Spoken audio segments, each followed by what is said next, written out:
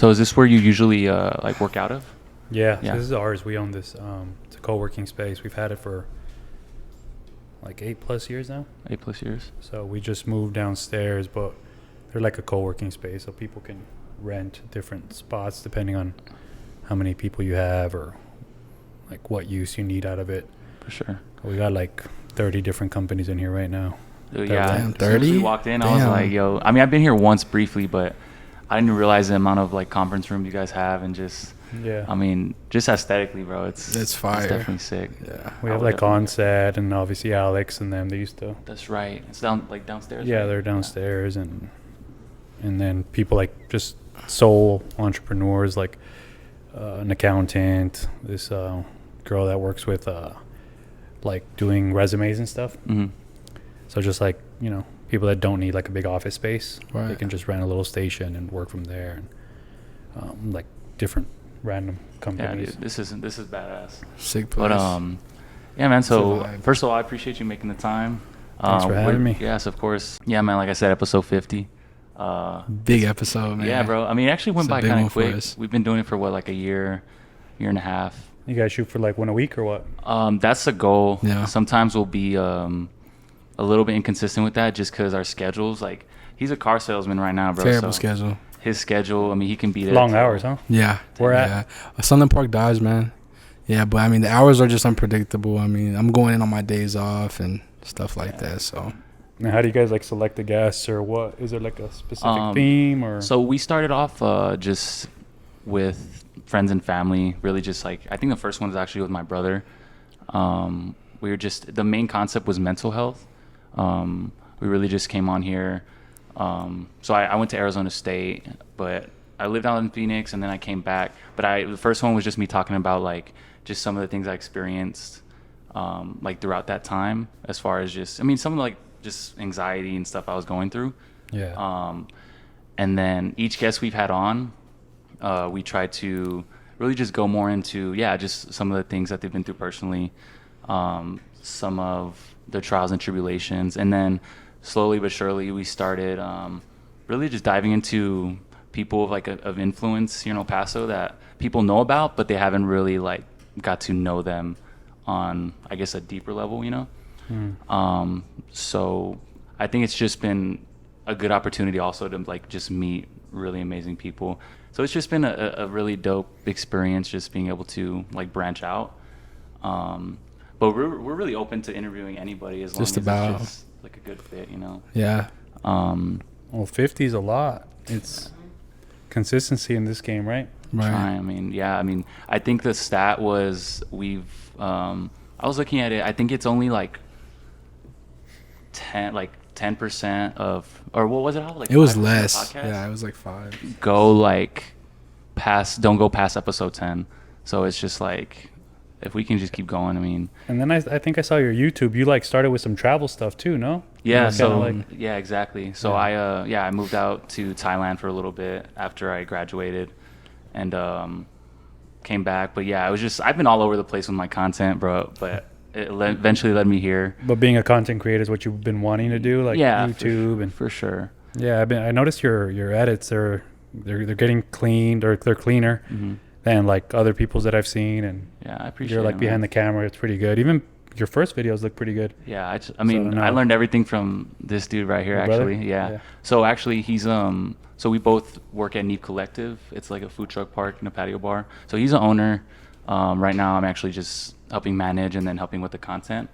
But that's been, I think that's how we met like a lot of people through the industry and Yeah. stuff. So I feel like Paso's- once you're in it, like Yeah, El you know, Paso's a small town.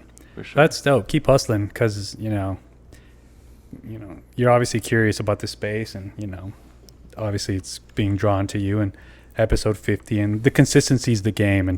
And this podcast might not be the end route, but it's gonna be like that little toy that turns into something else. For You know what I sure. mean? Yes, sir. And you just got to keep consistent, and then see what door opens up. And Yes, sir.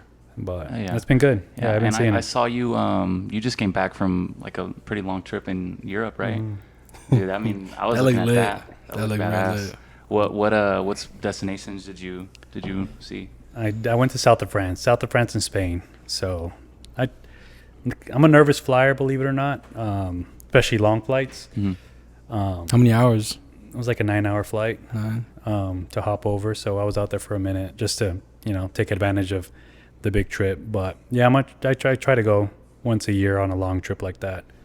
I love traveling. I think it's like the money best spent. Ever since I was a kid, I remember my first time on an airplane. I thought it was like so dope. Like I saw like a business person like going through TSA. Oh yeah. And I remember being like, damn, I want to work somewhere where I get to travel for work. And then I remember getting like anxiety on my first like flight, like my first like quote unquote panic attack on a flight. And I'm like, yeah, no, I don't know if I could do this every day. Dude, yeah, flights are, especially once you go overseas, man. That's different. Yeah, Being for around that sure. water. Yeah, I don't like the claustrophobia of just like being stuck, Yeah. in a seat for hours or whatever it is. So, but once I get there, it's a whole different story. For sure. Was that, you've been to Europe before? I have, Yeah. yeah. Kind of to touch back on you being from El Paso and like being born and raised here. What's your take on being from here and starting like businesses and essentially not leaving the city? Did you ever live elsewhere at all? No, I tried actually. My sister graduated from high school and went to Texas Tech, and I was a terrible student. So when I applied to college, I didn't get accepted to anywhere I applied, except for UTEP. Except for So- You went to Malwood? I went to Okay. Malwood, yeah. And so in my head, I just thought it was like college and, they would accept you. And I try to get into like I knew I wanted to do business, I guess. So I tried to like apply to like all these like fancy business colleges, and they were like, yeah, no, bud, your grades are terrible. So I ended up staying here, but which is kind of a blessing in disguise.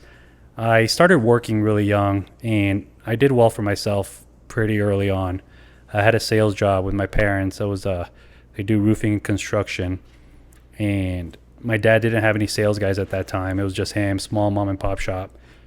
And so I told him to just pay me a commission, no hourly, no salary, just a flat commission of whatever I brought in. And so I was always more of a creative type, and my dad didn't really have any marketing or logos, or it was just phone book and simple website. I don't even know if he had a website at that time, to be honest with you. Just like business cards and stuff. And so I like did a whole little like marketing thing for him. I think I got like his first website, and then I started making commission off of that. And since I didn't get to leave for college, I had lots of friends that did. I had a good friend of mine that went to ASU and some people in Austin. So I would just travel. We go to Vegas, we go to Phoenix a lot, we go to Austin. And that's kind of how I started kind of, exploring other cities early on, and still obviously having home base here. Yeah. Would you say that traveling and being an entrepreneur, like, do you feel like traveling is a good way to really just help you in that field as well? Like just seeing different places, different ideas, especially being, especially like in the bar industry too as well. Do you feel like that's helped you? I think traveling was like the best money I spent in that time. And even now, I think it's a good investment. I think for sure the best money spent has been traveling. I mean, depending on who you ask, like a finance dude or I don't know, someone else, they might tell you that's terrible advice. But for me, it was money well spent. Well, I was always like a curious kid, and curiosity sparks interest. And every time I travel, I would be fascinated by everything. From not even restaurant and bars, just from everything, just how everything was put together. And early on, I kind of figured out like there's so many opportunities in every aspect of any concept. Like to do your food truck probably requires 5, 6, 7 different vendors, moving parts. And there's like a whole ecosystem in that, So I remember looking at the menu and be like, someone prints this menu. Someone, comes up with the menu that's on here. And then all that has to get done from, these different places. Produce has to be bought here. And so then it fascinated me. I'm like, damn, who built this? Who designed this? Like, where'd they get that light from? The carpet, this, why'd they lay out the restaurant like that? And not even just like going to like an old town like Europe and just seeing like I went to this town that was built like in 400 BC, And I was like trying to wrap my head around like how long ago that was. It was like before Christians, and they were giving me the whole tour, and I'm like, damn, that was like a long time ago, you know. And just to think of how they were doing things back then. So, yeah, I think if you just like, you know, have an open mind and you're curious, travel's, you know, a good investment in my opinion, for sure. You said when you were coming up, like you didn't get good grades, especially like coming out of high school, right? What were you like envisioning for yourself? Were you thinking long term, or were you just like kind of going with the flow? Like, what was your headspace at, like when you graduated, for example?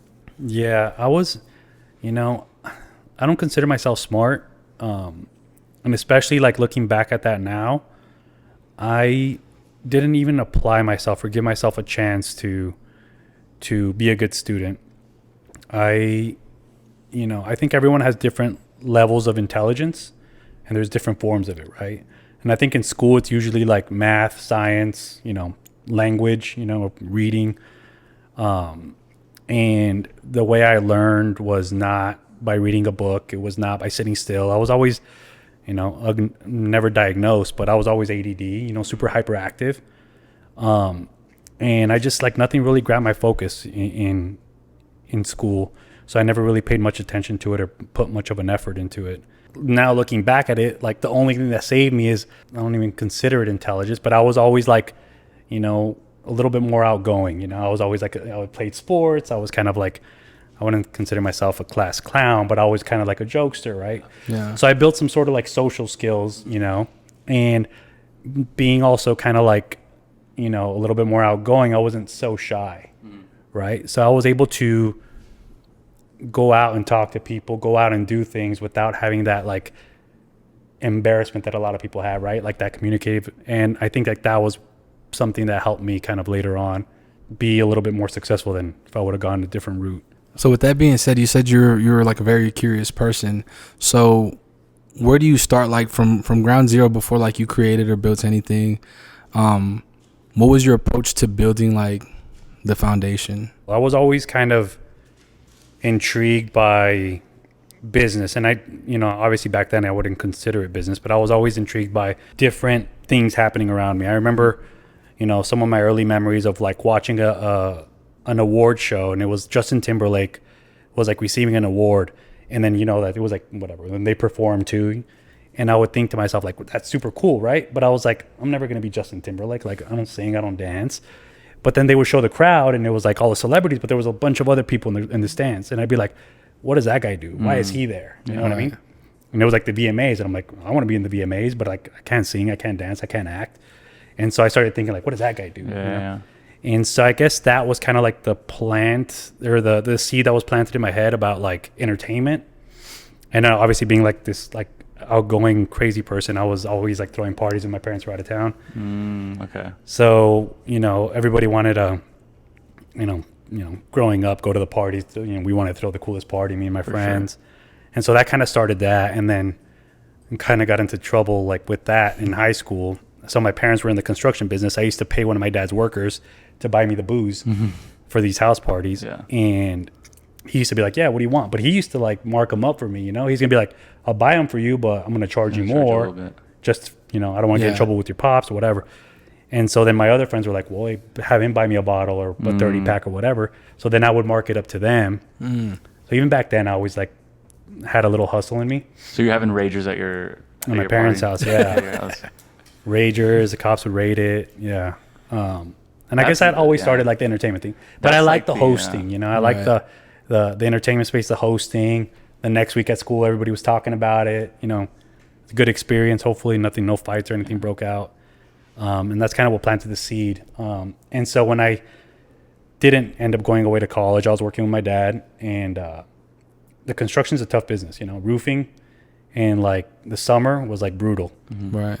And so I was just like, I remember one day being like, damn, I don't know if I can do this like all the time, you know, like mad respect to my, you know, pops and my family. They were like hard workers, you know, small mom and pop. Like my dad started the business with nothing. But I remember thinking like, dang, I don't know if I can do this. And so, yeah, I just decided to, you know, work in a bar. And I had no idea what that was going to look like. But going back to like my, you know, outgoing personality, I didn't have any like most people would get like embarrassed to just start cold calling bar owners, and like these guys were like cool, intimidating guys at that time. And I remember, calling a few of them, and a lot of them were like, "Who are you? Like, what do you want to do?" This is like before promoters was a thing, or before. And I was like, "Yeah, I want to throw a party, like, me and my college buddies." And they're like, "Yeah, no." So I got a bunch of no's. Were you bar backing or were you bartending? No, I just wanted to go straight into being like a promoter. And so, yeah, that's how I met my business partner, actually. My business partner, Kiki, was a little older than me at the time. Well, still, obviously. But he introduced me to some of the bar owners. And I knew him through my sister. And through him and him linking me with some of the bar owners. Was he in the industry already? No, he wasn't either. Oh, wow. So you just basically pitched him a plan and were like, how did that kind of happen? So he was older. I knew him through my sister, and I wanted a fake ID. So we kind of like, can pass as like brothers, cousins or something. So I used to ask him for his fake ID, and he used to be kind of annoyed. And so he used to go out already. He knew some of the people that were out and running the nightlife scene at the time. And one of the bar owners was like, "Yo, I'm down to give you a try on an off night if you do it with Kiki." And I remember Kiki, I'm like, "Kiki, you bring your friends, I bring my friends. Let's throw this party. We'll book a DJ." That's kind of what I always was interested in. When I applied to college, I wanted to be like I wasn't sure if I wanted to be like a music manager or like a business agent, but like in my head, that's kind of what I wanted to be. So I was like, oh, the next thing in line is probably being like a promoter, booking these artists. Yeah. So I remember like seeing, being back to that curious person going to Vegas. And I think I was I don't even remember the club. Maybe it was Tao. And seeing a DJ up there, and it was like DJ Gusto was his name. And so I'm like, who's this guy? And how much would he charge? And he was like a small opener at the time, he wasn't like the Fishers or the John Summits. Like it was like the openers for those guys. Right. And so I was just like, how can I get that guy to go to El Paso? So there I am, just like, hey, you want to come play in El Paso? How much would you charge? And so that was our first deal. I don't even remember how much we paid him. It was DJ Gusto, though? Yeah. Yeah. And you literally approached him in Vegas? Yeah, I don't know if I approached him in Vegas or I just got his contact from Vegas or through social media at the time. Yeah. But I remember it was like a super, Yeah. Was there, what year was this? I'm thinking, was there social media at this time? Like Instagram and... It must have been just Facebook only. Facebook? Yeah. Instagram might have been super new. Okay. So, yeah. So, what bar was it at, too? At the Garden. I don't know if you know. The Garden. Okay. Yeah. Okay. So, I've only heard stories about the Garden, man. Like, everybody tells me, like, Garden. Like, I just hear, you guys used to, it used to be like brunch parties, correct? Yeah. So, yeah, that's a whole thing in itself. But, like, that first party, how are you using Facebook to promote? Are you just going, like, word of mouth? Are you just telling... Yeah. We were using Facebook. Facebook events was like a thing back then. Mm-hmm. This was like before like people were doing marketing spends and all that. And, word of mouth, us personally inviting people. Mm-hmm. And the first party was small. It was like, not that many people, probably like, 100 people. Mm-hmm. But it was like in a small room. So the Garden had two rooms. It was like the small inside room and it had the big patio. So it was in the inside room, and so it felt busy. Yeah. Obviously, we had a good time. Was it a Thursday or what? Yeah, it was like a Thursday, I believe. Okay. And that was like the first event. And so it was a Thursday. It was more people than the Garden's probably ever had on a Thursday. So, the bar owner was like, oh, yeah, we should do this again. So we started doing it again. And like the first year or two that we did it, it was literally just like all for fun. It was no money. Yeah. I wasn't even thinking. It was like free booze. You're just coming out of pocket to pay the DJs yourself. And we would like charge at the door. Yeah. And we would lose, probably more than we would win with the shows. And sometimes the bars used to cover the cost, Mm-hmm. And I didn't really understand the numbers back then. Right. And even if I did, I was just more into the party than I was. It was like throwing a party at your house, like when I was in high school. Yeah, you were just worried how badass it was. Yeah, like people are there to have a good time, really, more than anything. And this was basically, when I started, I was literally half of my friends were old enough to go to the bar, half of them were not. We were in that weird age where it's like we were still doing house parties, we were going out, everyone had a fake. Mm-hmm. So this was like me transitioning from house parties to like doing, parties at the bar. Damn, so you weren't even of age at the time. I must have been 21, maybe 22. Damn. So you hopped in early. Yeah. For sure. So I did, yeah.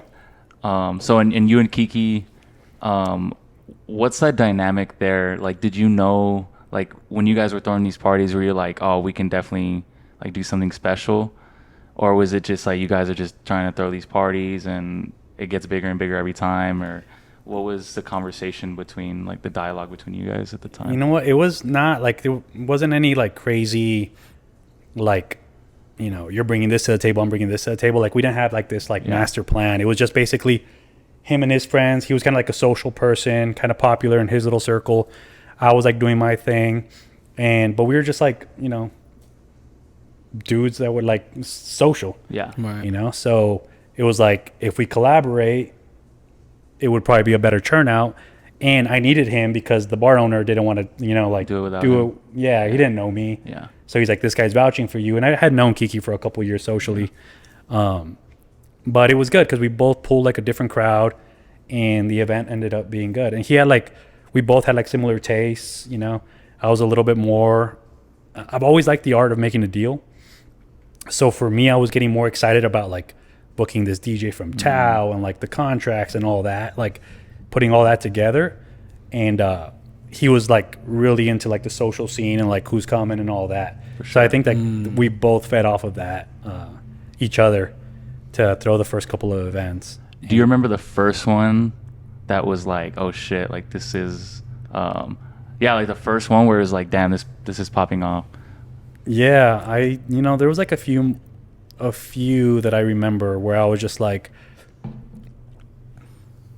you know, like there was this one promoter back then and he had like a legit company. And, you know, once we started booking more and more acts, you know, obviously the bigger the DJ or the artist is, the more people would come. And we would do parties with and without DJs. But when we would do these, you know, artists, we would compete with other local promoters. And I remember this promoter was not like super excited that we were competing against him. And that was like my first introduction to like, you know, competition like that. And, you know, he was just like, he said something like, yo, like, you know, this is just like a hobby for y'all. Like, this is my bread and butter. Like, y'all are having fun, like, ooh, but like, this is what I do. living. Yeah. And he came at me with that energy, like, you're taking food off my table. Yeah. And I was like, oh shit. And, you know, that was my first introduction to like competition and, you know, kind of where we were getting to. And I remember also on the financial, like the business side, we started growing a little bit, right? Where I was just like, yo, this is a lot of effort for us to not make money or to lose money. Right. So I remember being a little bit more like having conversations with, you know, the owners at the time about our deal, how much money were we going to make, just taking care of ourselves. Right. And so I remember one show specifically, I don't even remember, but I remember it was like a sold out show and it was like our first time we made like real money. And I remember thinking like, all right, like, you know, this might, you know, it's a hobby, but this might be able to be like a legit business, you know?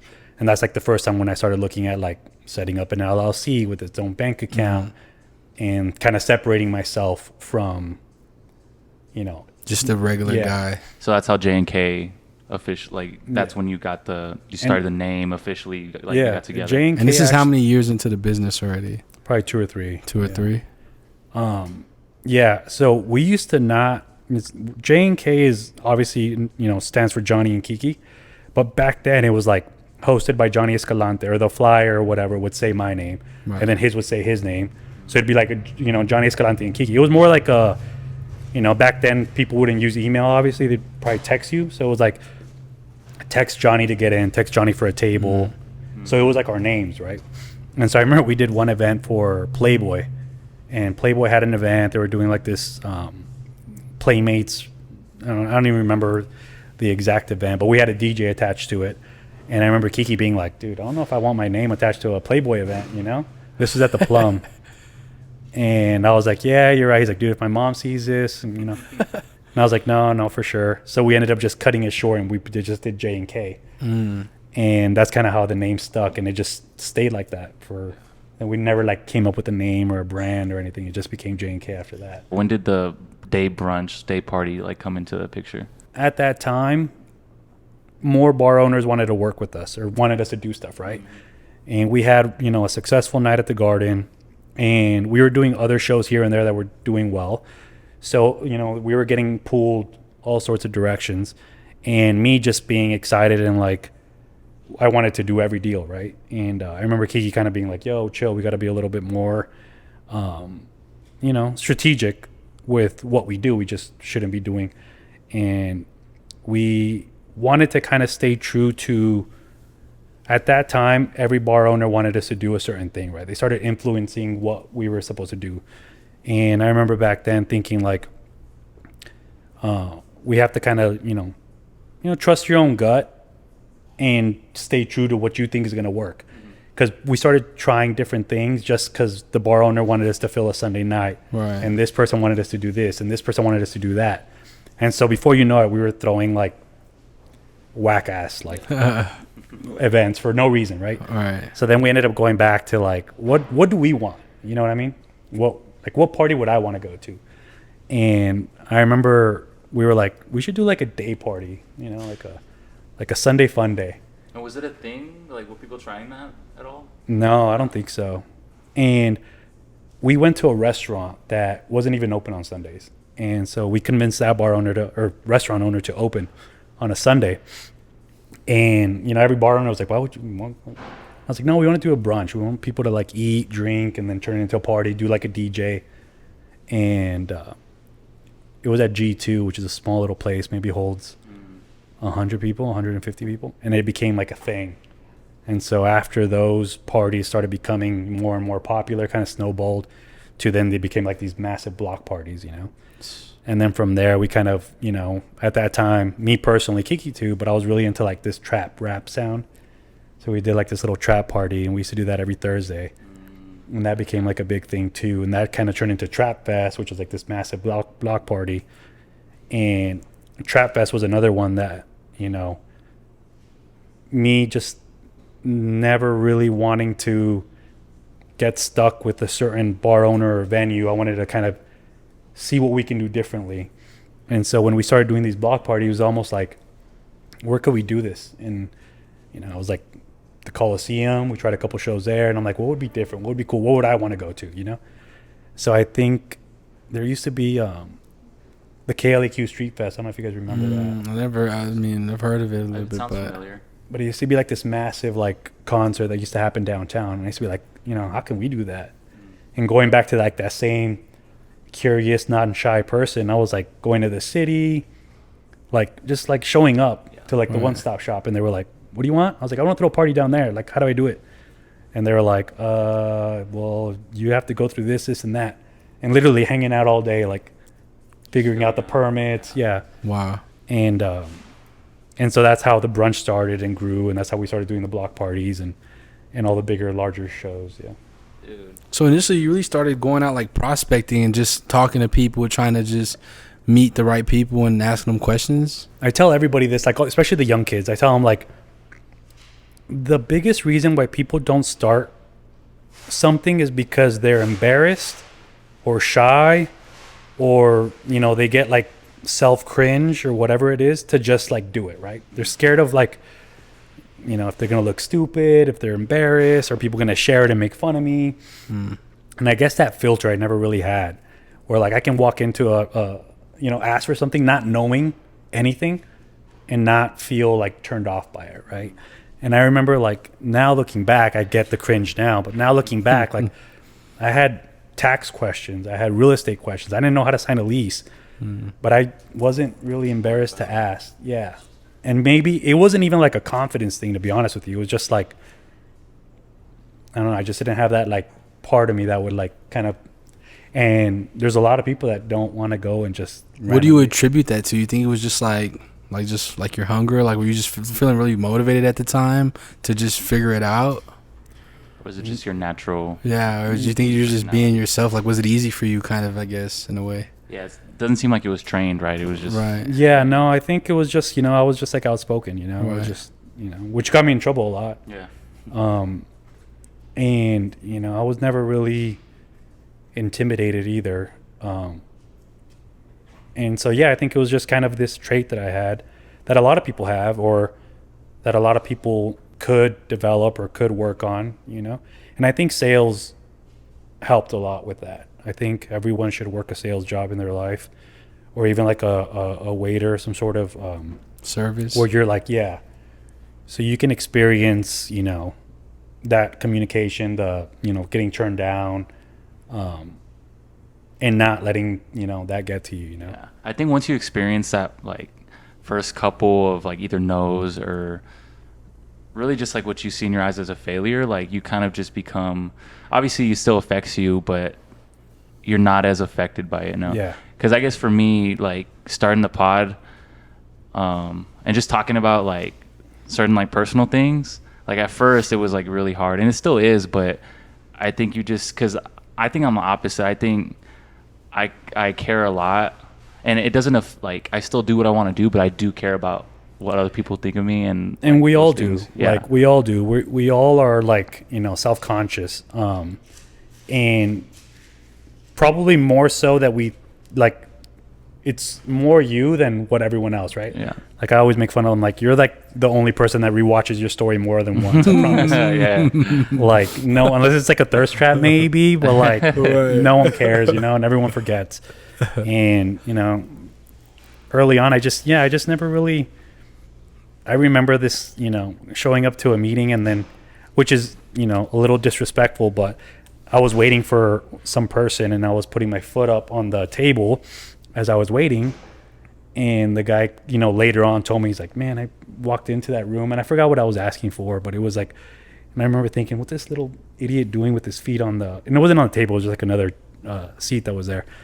And I wasn't trying to be disrespectful or anything, but the guy was telling me, he's like, this fucking guy came in here like, but he remembered, you know?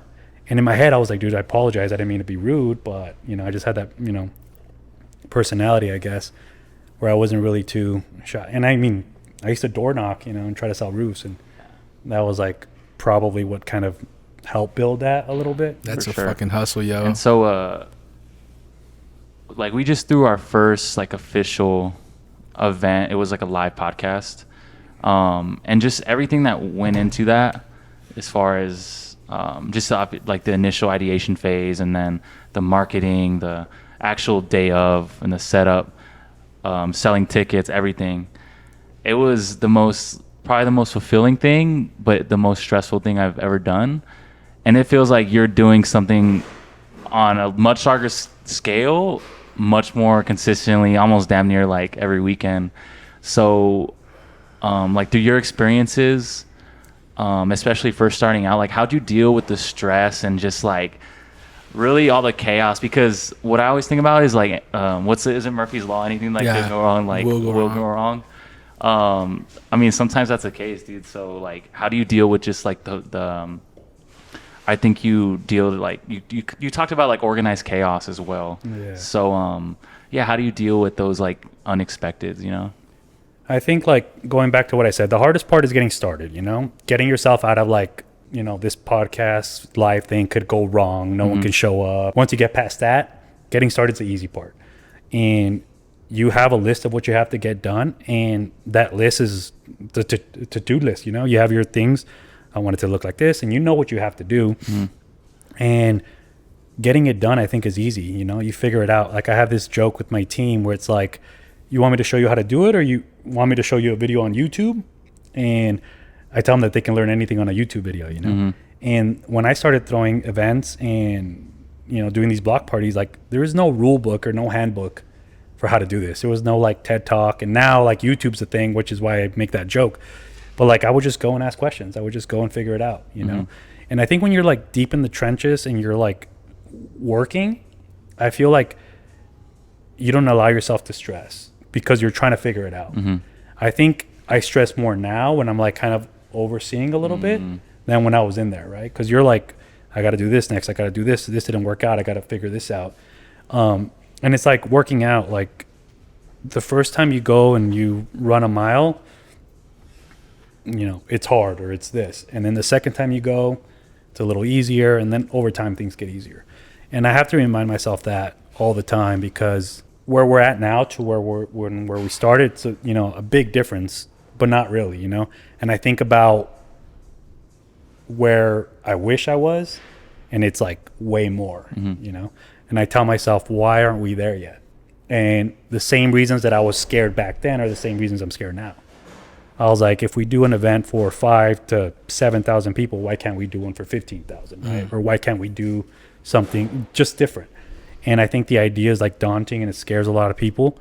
But once you get there, you figure it out, you know, and then you look back at it and you're like, wow, that's easy. Now I have a new threshold. Now this became easy, right? So I think now, you know, we've obviously built a strong team too, but you do things once, twice, 3 times, it starts to get easier each time, you know, and then you can start pushing the boundaries of what you can do next and what you want to do next. And that's like a hard thing to balance too, but you did the hardest part, which is getting it done. And then once you get done, you reflect back and you have to fix whatever you didn't like in that event and fix it quick, and then try to do the next one before you forget, you know? Sure. Have you dealt with, this is one thing in specific, dude, I feel like people were very last minute about buying tickets. Like, I didn't realize, like, I knew people were saying, even if they said they were going to go, is like, they didn't buy the ticket until like the day of. So it was just like, bro, like, how many people are going to, I'm sure you deal with that, right? They say El Paso's a last minute market, which it is. Yeah. And I've been there. I mean, I remember throwing up at an event once, like back in the alley, just because it was like super dead and no one was buying tickets, and then it ends up getting super busy like at the day of, you know? Right. And I think that's just, you know, the way the market works. And I think right now it's like a very busy, you know, like there's so much content getting pushed out and so much event. There's like so much just getting thrown at you all day, every day. And people don't know what they're going to do this weekend, next week, and a month from now, right? And so, you know, there's these larger, you know, obviously big concerts, big festivals, big, you know, you have a vacation plan or whatever. But I think a lot of people wait till the last minute to do something. And I think it's getting worse and worse now with so many options. Yeah. It's like our attention span is getting smaller and smaller.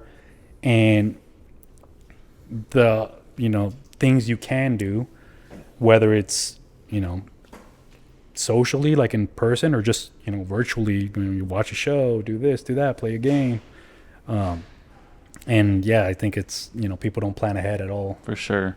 And can you think about like a specific time? I'm sure there's a lot, but where it was like a really big fire you had to put out. Maybe it was like the day of an event, or maybe something just went really wrong when it came to like your promote, like when you first started throwing these big parties, even the block parties and trap fest and stuff. I mean, there's always something that goes wrong, right? Like there's always like a permit that for whatever reason, you know, doesn't pass inspection or whatever. And I've had like you know, I don't remember if it was, you know, Lost and Found. I think it was Lost and Found, where we had planned on opening one day and then we didn't pass the inspection and we couldn't open, and we had sent out invites and people were coming in for it.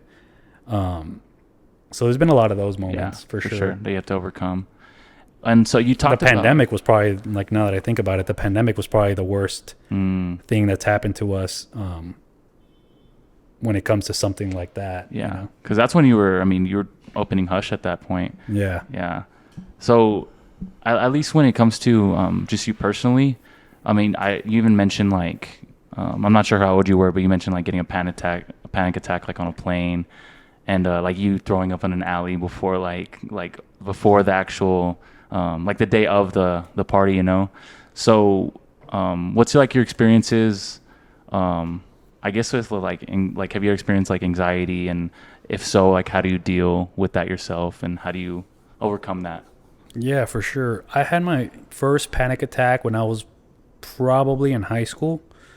And I didn't know what it was, you know? I was just feeling like I was going crazy, and I don't even remember what set it off or what.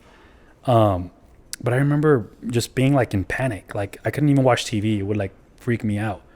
And I thought something was wrong with me. Like I was, not that I was going crazy. I thought like either I was going to have a heart attack, or I just remember I just had a panic. Yeah. And I remember telling my parents like, yo, something's wrong with me. I think I'm like getting sick. And they're like, how do you feel? I was like, I don't know. I'm just like, you know, freaking out. And so my mom's like, I think you're good. Just chill out. And so I remember going to the doctor. They did all my vitals, and they're like, no, you're perfectly healthy. You just had a panic attack. And I'm like, what the hell is a panic attack? And they basically said, you're stressed out, probably, a lot of things. I was in high school, so what can I possibly be stressed out about? But then they were like, some people are just, you can have a chemical imbalance or something. And I remember the doctor said those words, and I was like, what's that even mean? And so, she had prescribed some like medicine, which was probably like a Xanax or a form of it. And my mom was like, my parents are like super strong, super strong, hustlers, like first generation. And my dad was just like, dude, you got to suck it up. Like, this is a mental thing, He always taught to be mentally tough, to be a hard worker. And so my mom was like, I don't want you taking these medicines. You're going to rely on them every time you feel like this. And so I remember back then there was no meditation. It wasn't like it is now, There was no YouTube to get me through it. And I just had to deal with it on my own. Like, I just had to and I became like a hypochondriac after that. Like, I remember thinking to myself, like, damn, like, I didn't make sure that I'm healthy, And I would like go to the doctor and they'd be like, you're good. And I'd be like, all right, cool. Like, I'm good. And so for the longest time, I had to kind of like deal with it on my own and just know that, I'm healthy. I'm not dying. This is just kind of like something that happens. And as I've gotten older, I've kind of learned how to deal with that a little bit more. You get under stressful situations, obviously drinking doesn't help, that anxiety. And I've now, throughout the years, I've, gotten better to deal with it, how to cope. Obviously now there's like a lot of tools for it.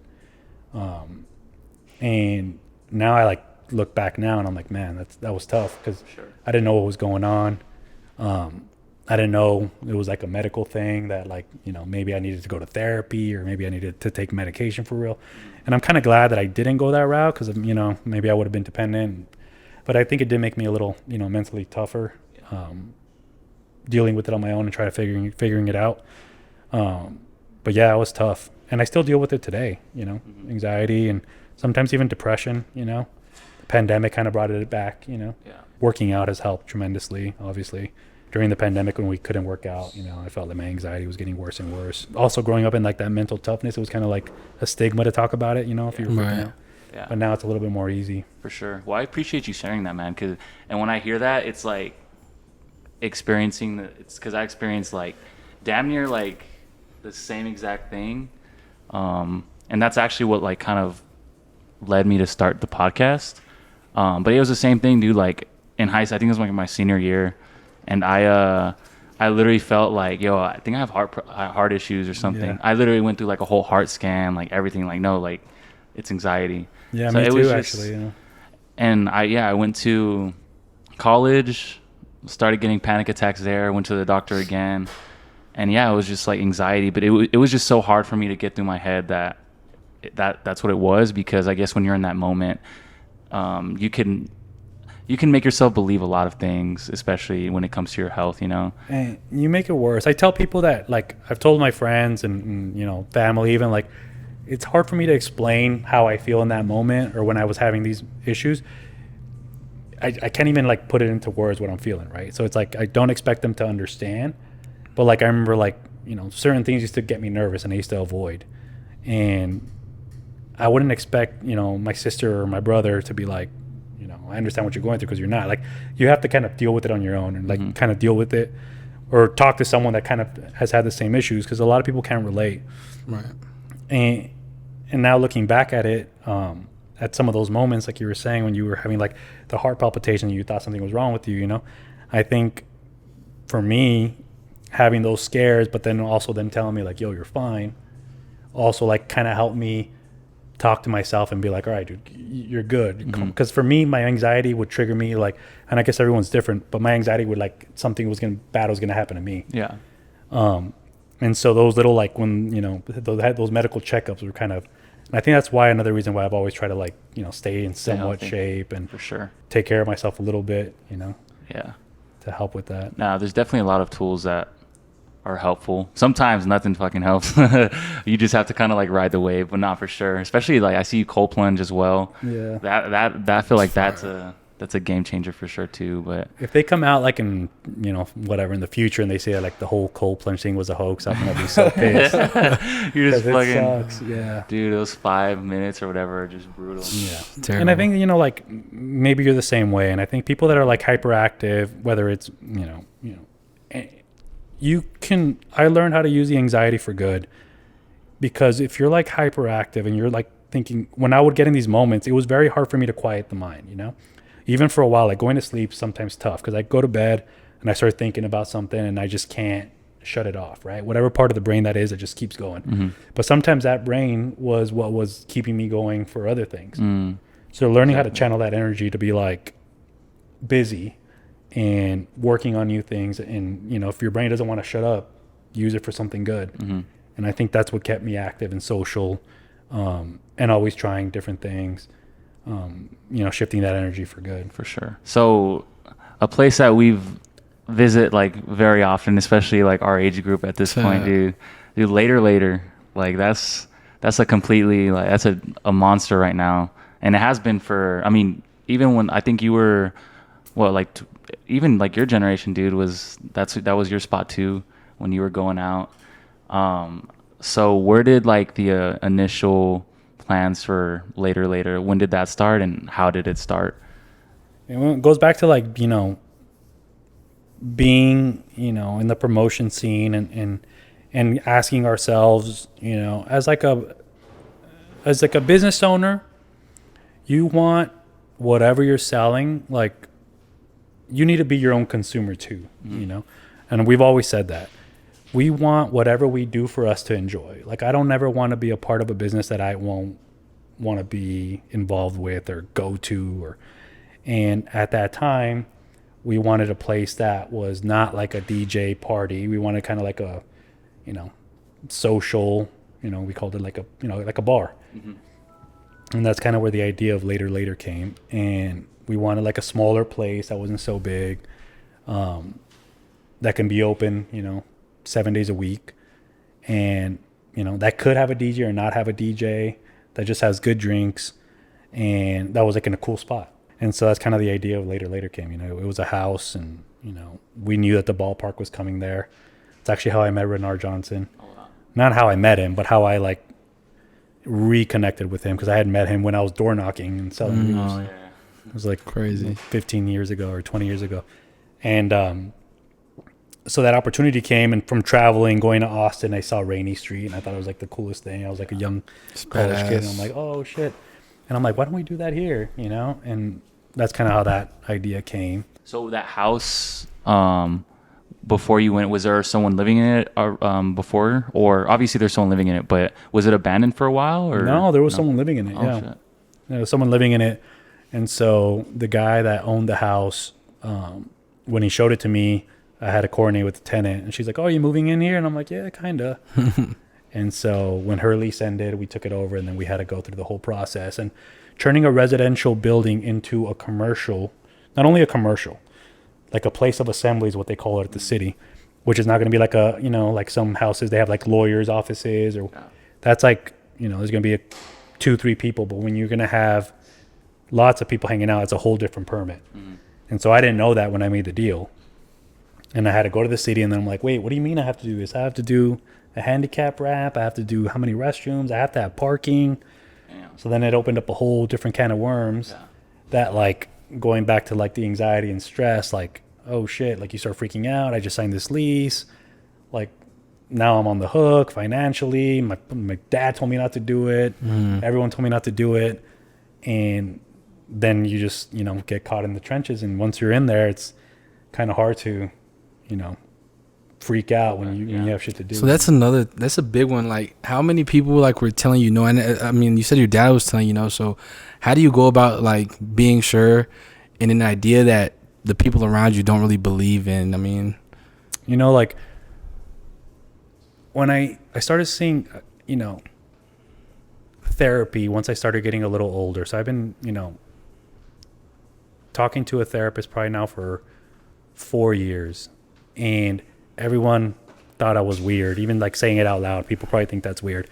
And like my sister was like, man, you're going Hollywood or whatever it is.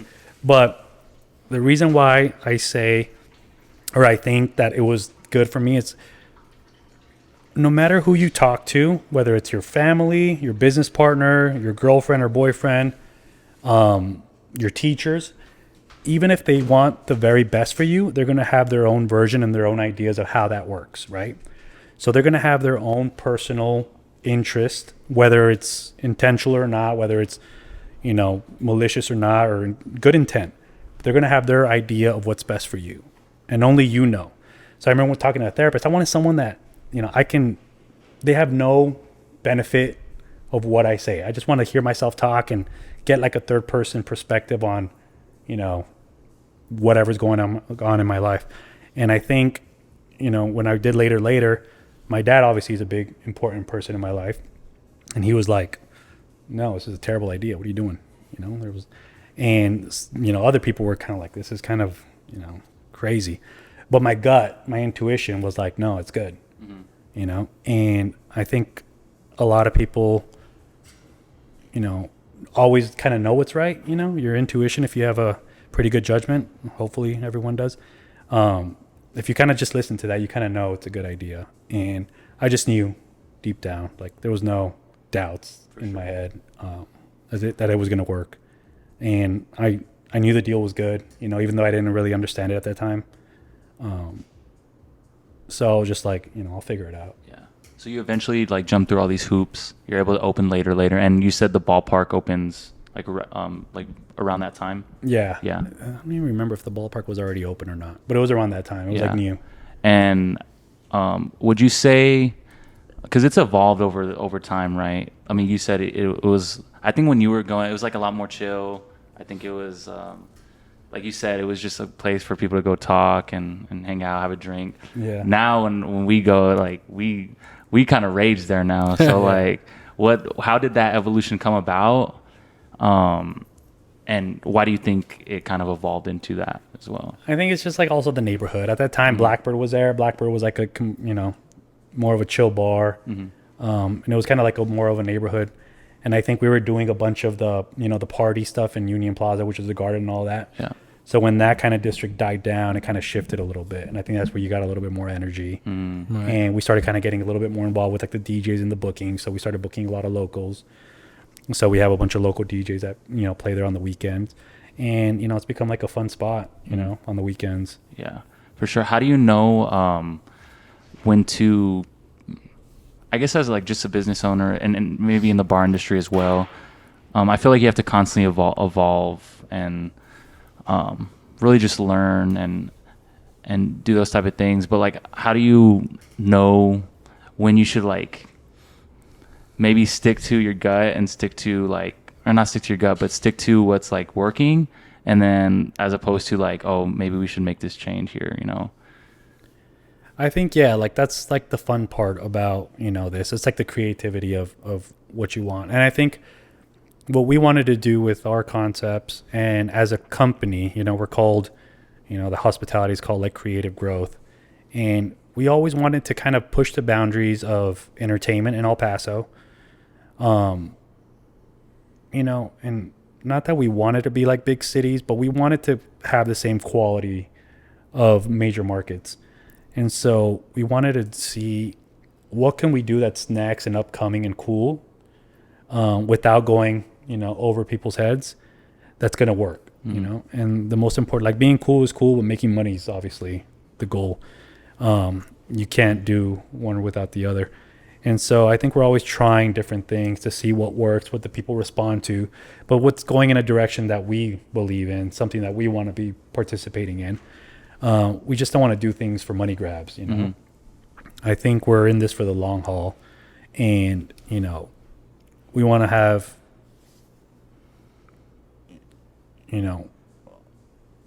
durable brands, we don't want to be hot one moment and not the next, so we want to be strategic in what we decide. And some of the things that we try or we do or we evolve, they might not come off as super strategic, and sometimes, they might not be super strategic, but there's like a direction that we have, like as a company culture of where we want to go.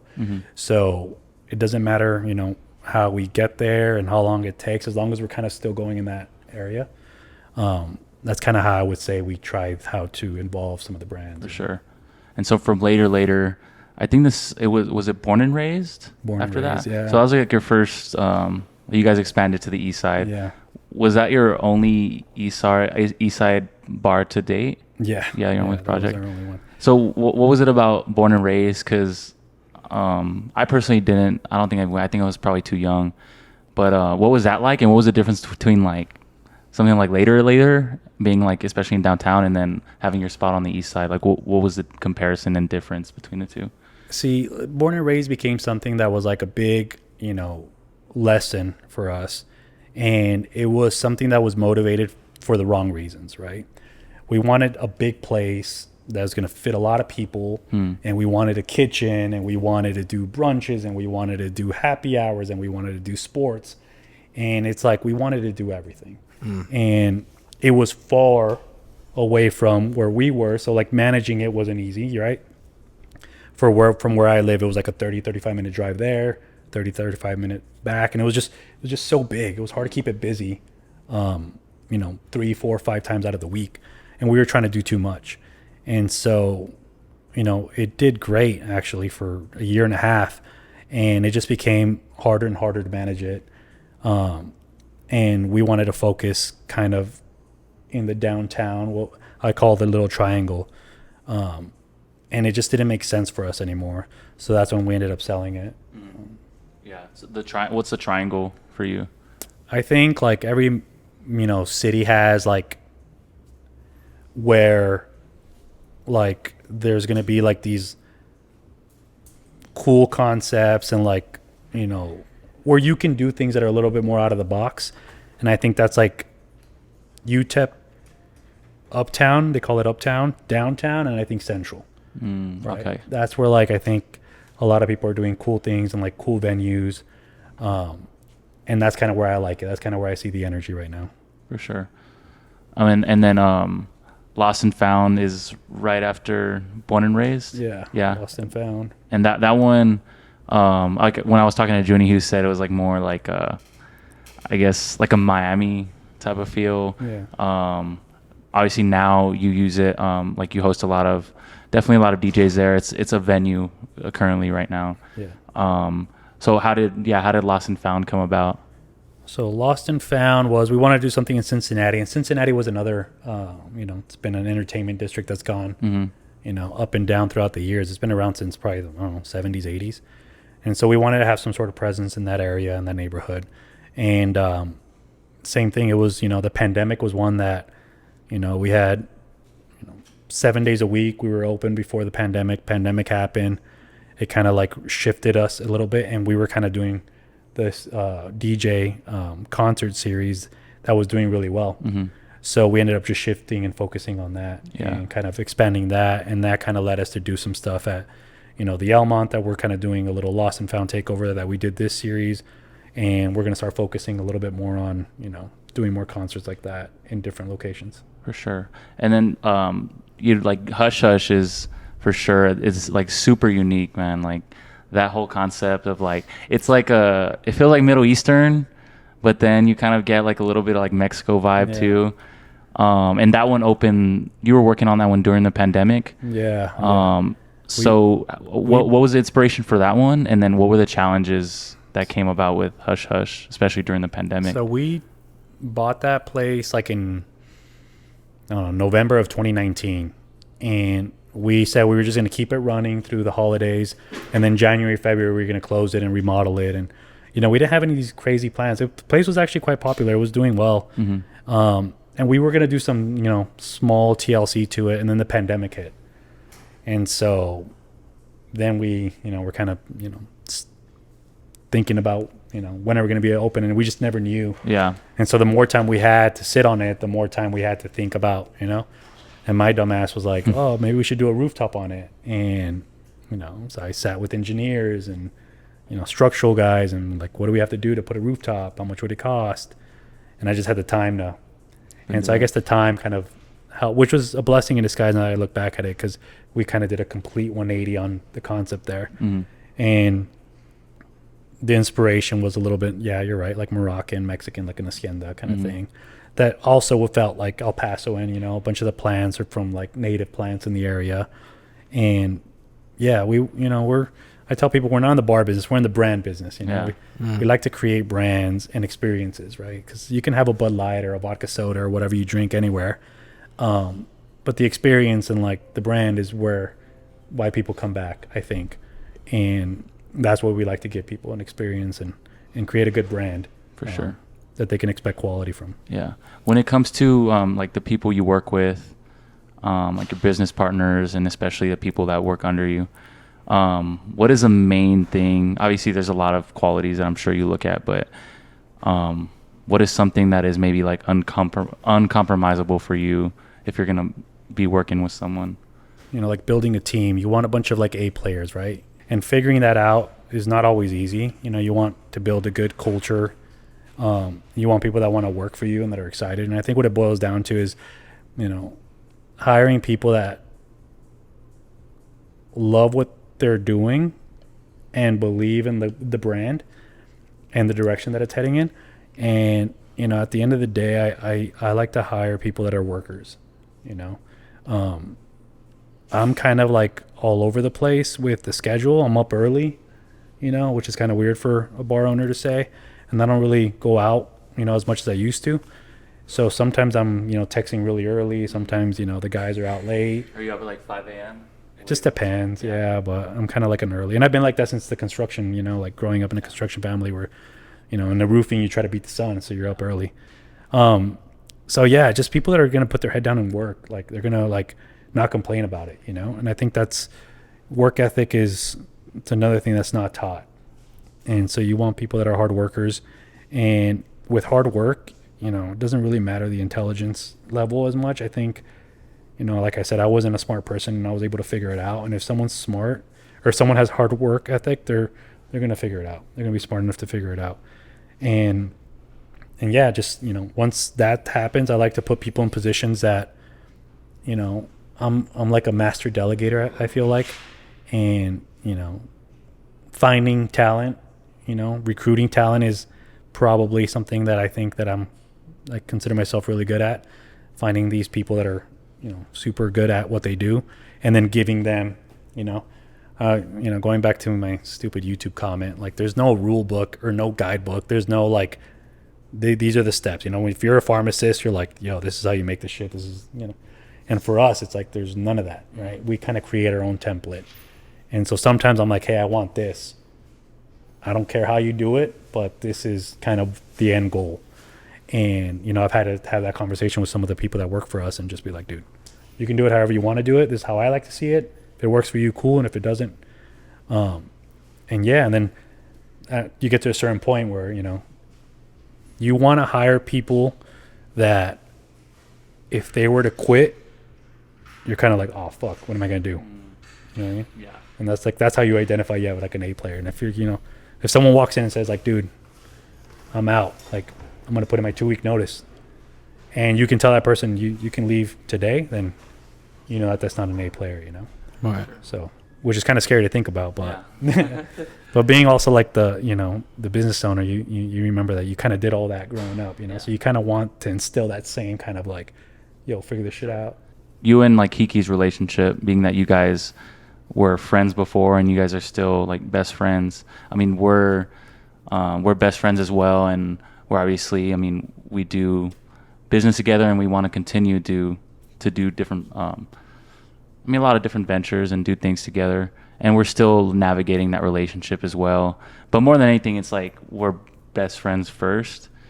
But for you and Kiki, like how did, especially over the years, how did that relationship work, and what is just that dynamic, and how have you guys been able to just like continuously like just do great things together?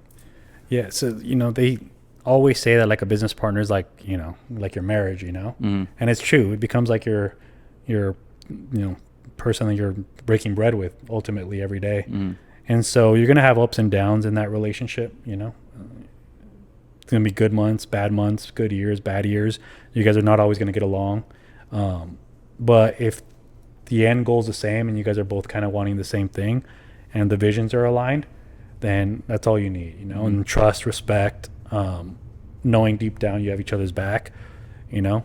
And yeah, when Kiki and I started, like, it was all fun, you know. And then it was like, oh shit, like now we have to do payroll and taxes and this and that. Like, it's not as sexy, right? It's like you start dating a girl and it's like all fun, vacation, and the honeymoon's over and you're like, oh fuck, now I got to put in the work. Yeah. Right. And I think Kiki and I, for the first couple years, we were like co-CEOing things. And I don't even want to use that term because it wasn't even formal at all. But we were both like, we didn't separate what our strengths and weaknesses, right? We were kind of, and I knew he didn't want to do certain shit that I didn't want to do either, but it was like it had to get done. And, you know, you just kind of start figuring out like your own lanes, your strengths, weaknesses, and then you have to like kind of, you know, figure out, what am I doing? What are you doing? What are you good at? What am I good at? And the things that you guys are good at together. And there's certain things that, like, I tell Kiki, like, that's, you know, that's your department. Yeah. And there's certain things that he tells me, like, yo, that's on you.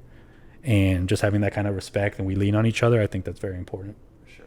And same thing with Junie. Junie was like a super A player, you know what I mean? Sure. Like, Junie was our first, you know, person that worked with us, and he just became so instrumental to our company that, you know, we made him a partner. We're like, dude, you're part of the brand now. You're an owner now. Because that's someone that we didn't want to lose, you know? For sure. Yeah, and so for someone who is maybe, I mean, it can be different industries. If they, when it comes to business, in their personal life, mentally, what would you say to someone who has like experienced like just a major setback in their life? What would you say to them, like based on your own experiences, whenever you encountered just a setback, something that maybe was like the panic attacks, anxiety, or just something that happened in the business that was like, felt like detrimental in the moment? Someone who's going through that right now, like what is some advice you would give them? I mean, you know, I tell everyone that, you know, no difficult time lasts forever, and also nothing great. You know, you can't ride a high all the time, but the lows will not always be lows. And the punches you take now that seem like they're going to knock you out, you look back at them a year later and you're like, oh, that wasn't that bad. You know what I mean? I remember going through like certain things early on that I was just like, holy shit, like this is it. This is the end. Like, I can die right now and all my anxieties will go away and all my problems will go away. Dude. And then you figure it out and then you're like, oh shit, that wasn't that bad. You know what I mean? Like, whether you're religious or not, like, the world has a way of figuring it out, you know? And I tell people that all the time. Like, you put yourself in these situations where you're like, oh shit, how am I going to make it out of this? Or how am I even going to make this work? And somehow it does, you know, whether you believe in God or energies or whatever. And I think you just have to like really trust your gut and your intuition. And if you can't trust your own gut, you should be working for somebody else. That's for sure. But if you like truly deep down trust your gut and your intuition, just, you know, keep going through it and you'll come out of it for sure. And just trust in that and, you know, hard work. For sure. Oh yeah, man. Well, that is episode 50 of The Most Vulnerable Player with Johnny Escalante. First of all, man, we really appreciate your time. We know you're super busy. You got a lot of stuff going on, especially in next coming week. So really appreciate your time, man. It was a pleasure. And you got anything, Mr. Curry? Nah, man, just want to say thank you as well, man, and we appreciate you being on the show, man. Thanks, guys. Keep going. Yes, sir. Thank you, man. Thank you.